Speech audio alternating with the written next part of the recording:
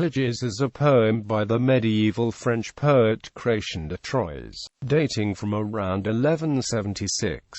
It is the second of 5 Arthurian romances, Erec and Enide, Cligès, Yvain, Lancelot and Perceval. The poem tells the story of the knight Cligès and his love for his uncle's wife, Fenice. Because of the story's de-romanticized depiction of adultery, it has been called a criticism, a parody of the Tristan and Isolde romances. Background: Cligès has come down to us through 7 manuscripts and various fragments.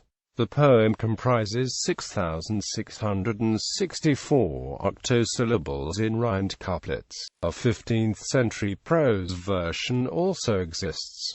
The first modern edition of Cligès was in 1884 by Wendelin Foerster. There are many stylistic techniques that set Chrétien de Troyes and his work Cligès apart from his contemporaries and the work. Chrétien used many Latin writing techniques such as nature topis, portraiture, conjointure, amplificato and interpretatio to convey a realistic romance story. Cligès can be better understood by dividing the text into 2 parts, or 2 nearly separate stories. The first story consists of Cligès' father's adventures and the second story consists of Cligès' adventures.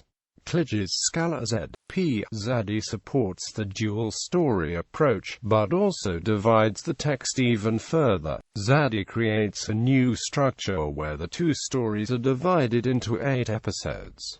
This approach is intended to make the text read more dramatically. Synopsis: Cligès begins with the story of his parents, Alexander and Soridamors. Alexander, the son of the Greek emperor, travels to Britain to become a knight in King Arthur's realm. While at court, Alexander gains favor with King Arthur, is knighted, and assists in retaking Windsor Castle when it is taken by the traitor, Count Angras. During his time at court, Alexander meets Arthur's niece, Soridamors, and falls in love but is unable to express his feelings to her. She feels the same, but neither party is able to tell the other how they feel. Queen Guinevere takes notice and encourages them to express their mutual love. They immediately marry and a child is born.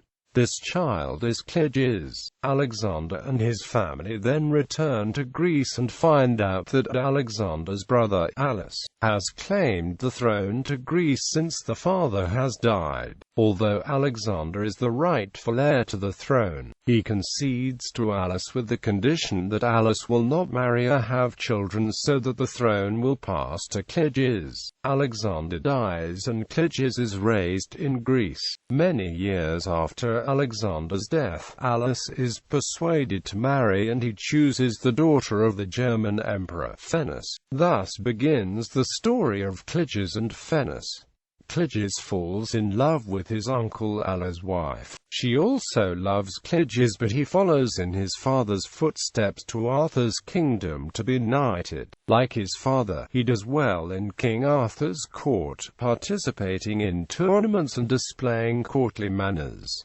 He is knighted and returns home. Cligès and Fenice still love each other and Fenice concocts a plan to use magic to trick Alice to escape. Using the magic of her governess, she fakes her death so that she and Cligès can run away together. They succeed and hide in a tower but are found by Bertrand, who tells Alice. Cligès goes to Arthur to ask for help in getting his kingdom back from his uncle, but Alice dies while he is away. Cligès and Fenice are free to marry and Cligès is now emperor.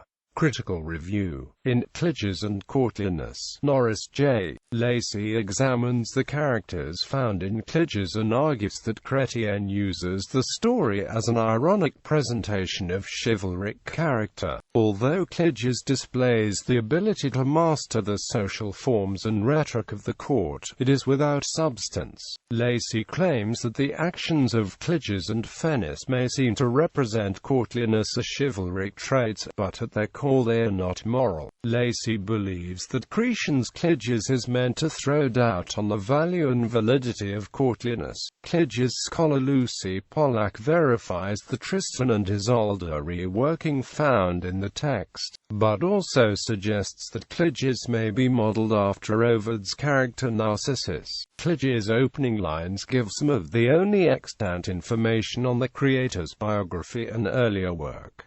Other appearances. Another version of the romance is known, a few fragments of a German version.